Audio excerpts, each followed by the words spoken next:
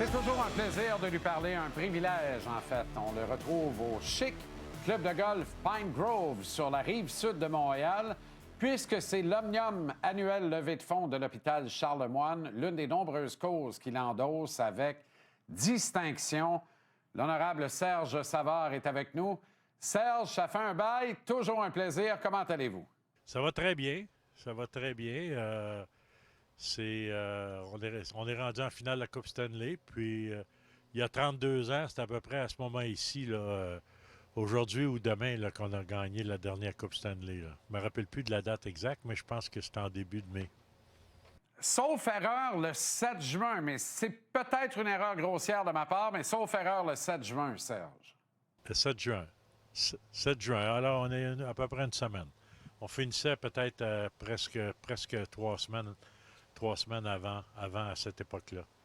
C'est quand même incroyable que la Coupe ne soit pas rentrée au Canada depuis 32 ans. Vous trouvez pas? 32 ans, le monde s'impatiente ici à Montréal, mais c'est quand même, ça fait 32 ans que c'est pas venu au Canada. Je pense que cette année, on peut espérer, on a des bonnes chances. C'est le monde qui suit encore les séries de la Coupe Stanley ont la chance de voir le meilleur joueur de hockey de la Ligue nationale dans les 4-5 dernières années, là, Connor McDavid. Je pense que c'est quand même intéressant à voir évoluer un joueur aussi spectaculaire que ça. C'est drôle, hein? On parle des Oilers, mais les tout jeunes Oilers de Wayne Gretzky, Harry Coury, Mark Messier, Grant Fuhr, Paul Coffey, Kevin Lowe, cette grande édition a perdu à la dure contre les vétérans des Islanders de New York, menés de Mike Bossy, notre vénérable et regretté collègue, Brian Trottier, John Tonelli, Denis Potvin, Billy Smith et tous les autres, pour finalement l'année suivante revenir et les vaincre.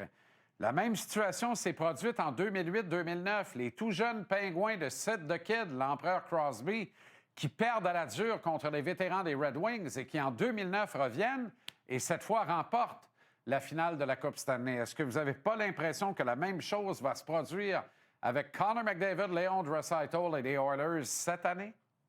Je pense que oui. Par contre, tout peut arriver dans le hockey. Puis si on regarde l'équipe de la Floride, c'est que techniquement, ils sont supérieurs à l'an passé avec l'addition de Marchand. Écoute, lorsqu'ils ont évolué contre Washington, ils ont une équipe rapide, ils ont une équipe physique capable de marquer de début. Alors, une série peut aller sur un bord ou sur l'autre. Exemple, contre les Maple Leafs de Toronto, ils sont rendus en 7 matchs. Toronto, ils les bat 2-0 chez eux. Ils reviennent battre Toronto à Toronto 6-1. Alors, il y a beaucoup d'imprévus dans le hockey, mais moi, je pense que Edmonton a une bonne chance de gagner. Mais je ne gagerai pas ma maison là-dessus, là, mais je pense que, en tout cas, je le souhaite. Serge, quand vous voyez les Panthers passer dans la mitaine les Hurricanes avec énorme facilité, eux-mêmes qui avaient passé dans la mitaine les Capitals avec énormément de facilité, eux-mêmes qui avaient passé dans la mitaine le Canadien avec énormément de facilité également, est-ce que vous vous dites « Oh boy, on est très loin de ramener la Coupe Stanley ici à Montréal ». Très loin. Moi, je pense qu'on a fait un gros pas en avant. Il y a déjà quelques années, on n'avait aucun marqueur de 80 points. Puis je tiens à souligner que lorsqu'on a gagné en 93, on en avait 4 entre 80 et 100 points. Et je pense qu'on a le potentiel aujourd'hui là, d'avoir encore 3-4 joueurs qui peuvent marquer aux alentours de 80 points par année. Ce côté-là, je pense qu'on est correct. Je pense qu'il faut améliorer certains aspects de notre jeu. Exemple, lorsque Washington a commencé à jouer très physique avec le Canadien, avec des gars comme Wilson, je pense que c'est là qu'on a vu une différence entre les deux équipes. Et Floride, c'est une équipe qui est très physique, puis qui vont faire leur marque. Puis ce que je déplore un petit peu, c'est, tu sais, il y a des gars on dirait que L'arbitrage est très différent durant les séries éliminatoires. On va laisser jouer les joueurs un peu à leur guise si on déborde pas trop. Vous allez avoir des gars comme Marchand qui vont mettre la main dans le visage des joueurs presque à chaque mise au jeu, puis il ne sera pas pénalisé. Qui peut-être durant l'année, on va le pénaliser. Alors, si on les laisse faire ce qu'ils veulent faire, je pense que Floride va avoir un avantage. Et si on décide d'arbitrer de la façon que ça devrait être arbitré, je pense que la balance peut pencher vers les Oilers. Troisième finale de suite pour les Panthers. Avant ça, pendant 3 ans de suite, on a eu le Lightning. Ça fait également 3 ans de suite que les Stars, depuis le Texas, atteignent le carré d'as sans pour autant être capables d'atteindre l'étape finale, la finale de la Coupe Stanley. Incidemment, Floride et Texas, 2 États parmi les moins taxés, les moins imposés au pays de Donald Trump. Est-ce que vous ne trouvez pas que ça crée une inéquité au sein de la communauté des directeurs généraux qui ne se battent pas à armes égales? Non seulement certains marchés comme Montréal doivent convaincre un joueur autonome sans restriction ou un joueur qui doit soumettre une liste d'équipes à laquelle il accepterait d'être échangé, que la pression médiatique n'existe pas, que c'est une lubie, que dans le fond, il n'y a pas d'hiver rigoureux à Montréal, qu'on ouvre toutes nos piscines en février. Vous comprenez ce que je veux dire par là? Il y a déjà une inéquité entre les forces. Est-ce que ce genre d'état de fait-là n'est pas matière à inquiétude pour l'ensemble de l'équilibre de la Ligue nationale? Moi, je pense pas qu'il y a réellement de grosses pertes. J'avais posé la question à Pacioretty une fois lorsqu'il était à Montréal, puis qu'il avait quitté. J'ai dit, il dit, tu vas faire beaucoup plus d'argent. Il dit, non, non, je ne fais pas plus d'argent parce que je m'en vais aux États-Unis. Pour un résident américain, en tout cas, je ne sais pas pour un Canadien. Alors, il y a une certaine possibilité de différer leur argent. Et il y a quelque chose dans la loi là, que je ne peux pas te l'expliquer ici, là, mais que ça ne coûte pas plus cher jouer à Montréal que jouer pour une équipe américaine, peu importe où il joue. Il y a certains États aux États-Unis qui n'ont pas d'impôt provincial, d'impôt d'État. Exemple, la Floride ne paye pas d'impôt d'État, c'est l'équivalent à l'impôt provincial qu'on paye ici. Là. Par contre, si tu joues en Californie, tu peux en payer plus qu'au Québec. Dans l'État de New York, c'est la même chose. Moi, je ne pense pas que c'est un problème monétaire. Je pense que les bons joueurs qui tombent agents libres vont vouloir jouer pour un club qui a des chances de gagner la Coupe Stanley. Je pense que cet élément-là est beaucoup plus important que l'aspect monétaire qui peut être corrigé d'une façon ou d'une autre. Si tu es un Crosby aujourd'hui, puis on dit que Crosby va aller jouer ailleurs, bien Crosby, la première chose qu'il va faire, il va regarder pour aller jouer pour une équipe qui a des chances de gagner la Coupe Stanley. Est-ce que ça sera Montréal? Peut-être. Mais il ne prendra pas une équipe. Puis lorsqu'on regarde l'équipe des 20-30 dernières années à Montréal, je ne pense pas qu'on regardait les Canadiens comme une équipe qui pouvait gagner la Coupe Stanley, alors que c'était beaucoup moins attrayant pour un agent libre. Et aussi, l'agent libre, il va aller aussi avec l'équipe qui a l'espace monétaire, avec le cap salarial. C'est pas tout le monde qui peut signer un joueur de 8, 9, 10.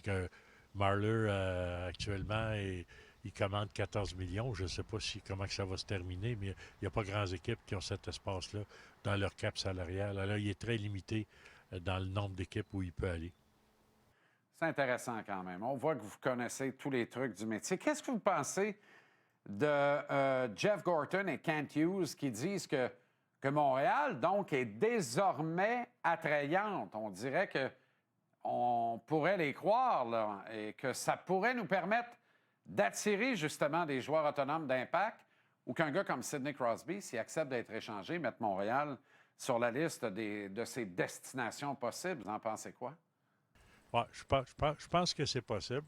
Mais Montréal a besoin d'un John Ferguson. Là, je dis John Ferguson à l'époque parce que le Canadien avait un besoin à l'époque. Puis la journée qu'on a été chercher John Ferguson, le Canadien s'est remis à gagner des Coupes Stanley.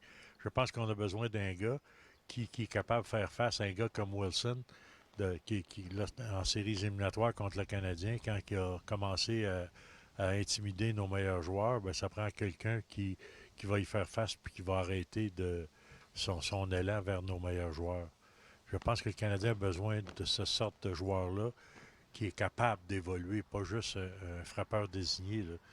Un gars qui est capable de marquer 20 buts et qui a la corpulence d'un Wilson, d'un Bob Gainey, d'un John Ferguson. C'est ce genre de joueur-là que l'organisation va avoir besoin parce qu'on a beaucoup de bons joueurs à haut potentiel, mais c'est tous des joueurs de petit gabarit. Intéressant. Avez-vous l'impression que la direction en place comprend bien ça? Bah, c'est des gars intelligents, je suis certain. C'est pas facile, là, mais je suis certain qu'ils comprennent bien ça.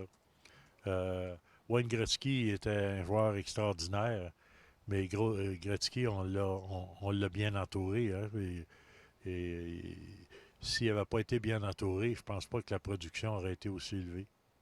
Cette année, Alexander Ovechkin a abattu la marque du plus grand nombre de buts dans l'histoire de la Ligue nationale, une marque que l'on croyait inatteignable et qui appartenait à Wayne Gretzky. Est-ce que ça vous a surpris?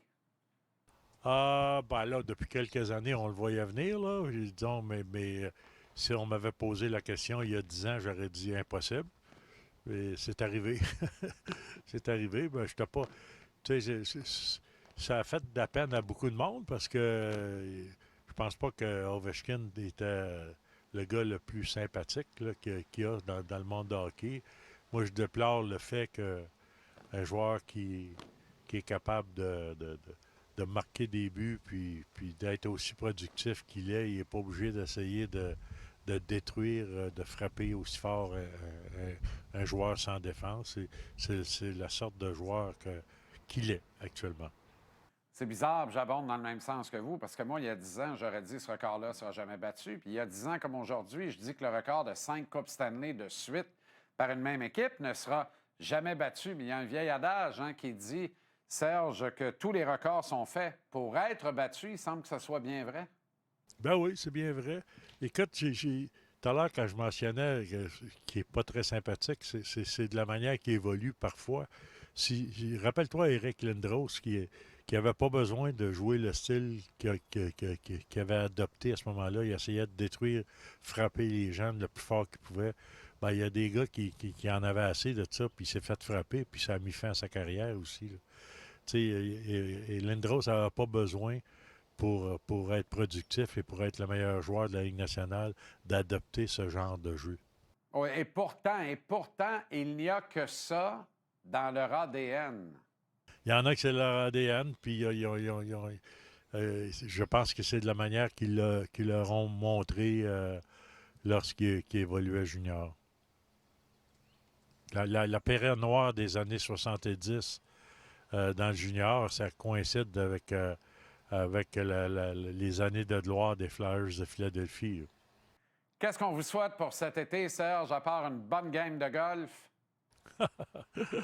Ah ben écoute, de la santé, de la santé. Je suis un gars privilégié. J'ai beaucoup d'amis autour de moi qui sont partis. Moi, je suis encore là, puis je suis encore relativement en bonne santé. C'est ça que je me souhaite pour les années à venir, puis continuer de travailler. Je travaille fort pour ma fondation, pour les bourses d'études pour l'Université de Sherbrooke. Je travaille fort pour la relance de la Ligue de hockey universitaire au Québec. C'est des projets que j'ai dans l'avenir. Oh, ça, c'est très intéressant. Ligue universitaire qui avait besoin d'un ténor, d'une voix forte comme la vôtre pour voir le jour et avoir un intérêt québécois et tout étendu au Québec pour du hockey universitaire dans une structure plus que solide. Ça s'en vient. Il y a 3 clubs actuellement, les 3 ils jouent en Ontario. Alors, on est en train d'apporter des correctifs, ça s'en vient. C'est une question de temps, on travaille là-dessus. On va avoir beaucoup de choses à annoncer lors de mon tournoi de golf le 12 août prochain, mon ami. Fantastique, on y sera avec grand bonheur, très, très hâte. Merci infiniment. Toujours un plaisir et un privilège, Serge Savard. Bonne journée de golf à vous au Pine Grove. Merci. Merci. Bonne journée.